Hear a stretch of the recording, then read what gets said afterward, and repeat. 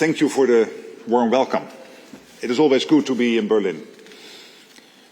Just over 36 years ago, on a now famous night in November, NATO Secretary General Manfred Werner jumped in his car and drove through the night to Berlin. In the rush, he forgot to tell his staff in Brussels where he was going. Manfred was heading home to Germany to join the crowds celebrating the fall of the Berlin Wall. Today, a section of the wall stands at NATO headquarters. It was a barrier to keep people in and ideas out. And now it is a monument to the force of freedom, a reminder of the power of unity and a lesson that we must stay strong, confident and steadfast. Because the dark forces of oppression are on the march again. I'm here today to tell you where NATO stands and what we must do to stop a war before it starts. And to do that, we need to be crystal clear about the threat. We are Russia's next target. And we are already in harm's way. When I became NATO Secretary General last year, I warned that what is happening in Ukraine could happen to allied countries too. That we have to shift to a wartime mindset. This year we took the big decisions to make NATO stronger.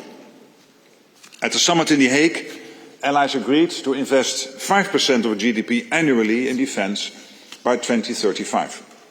We agreed to increase defence production across the alliance. And we agreed to continue our support to Ukraine. But this is not the time for self-congratulation. I fear that too many are quietly complacent. Too many don't feel the urgency. And too many believe that time is on our side. It is not. The time for action is now.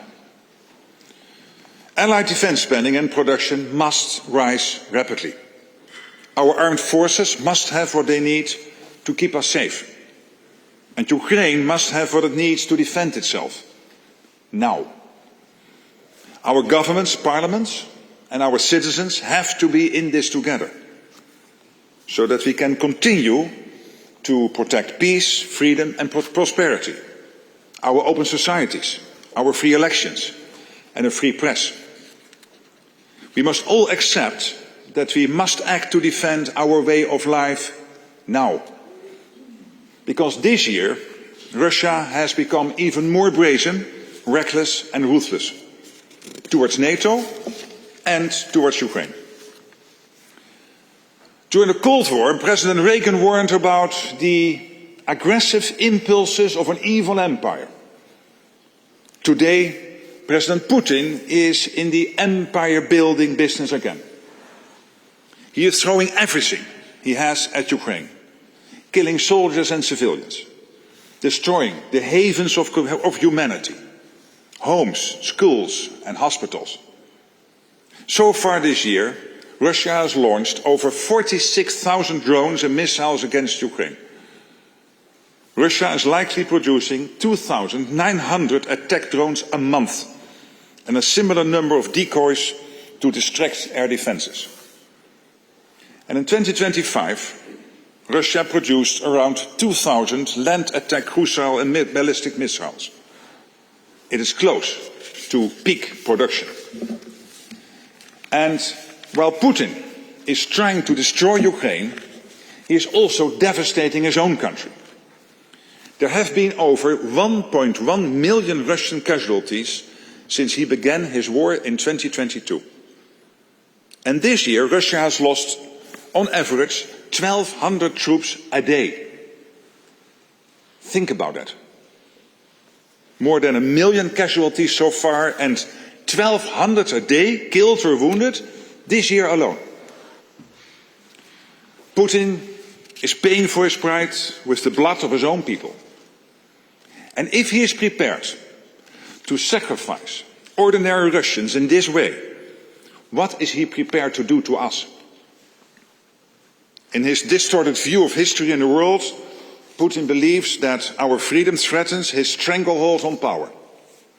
and that we want to destroy Russia. Putin is doing a good job of that all by himself. Russia's economy is now geared to wage war, not to make its people prosperous. Russia is spending nearly 40% of its budget on aggression, and around 70% of all machine tools in Russia are used in military production. Taxes are going up, inflation has skyrocketed, and petrol is rationed. Putin's next presidential campaign slogan should be "Make Russia weak again." Not that he is troubled by free and fair elections, of course. And how is Putin able to continue his war against Ukraine? The answer is China. China is Russia's lifeline. China wants to prevent its ally from losing in Ukraine. Without China's support, Russia could not continue to wage this war. For example, about 80% of critical electronic components in Russian drones and other systems are made in China. So when civilians die in Kiev or Kharkiv, Chinese technology is often inside the weapons that kill them. And let's not forget that Russia also relies on North Korea and Iran in its fight against freedom, with ammunition and military equipment. So far, Putin has only played the peacemaker when it suits him, to buy time to continue his war. President Trump wants to end the bloodshed now, and he is the only one who can get Putin to the negotiating table.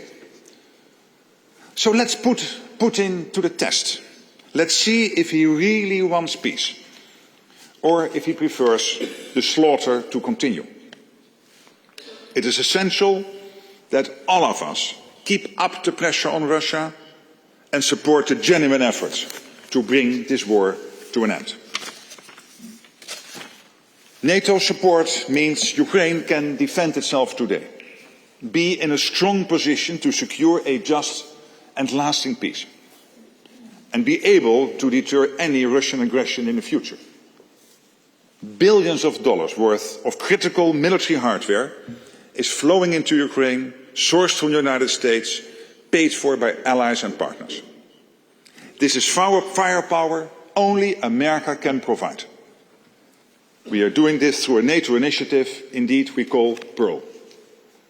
Since it was launched this summer, Pearl has supplied around 75% of all missiles for Ukraine's Patriot batteries, and 90% of the ammunition used in its other air defense systems. And I want to thank Germany and all our allies for their support. Pearl is keeping Ukraine in the fight and protecting its population.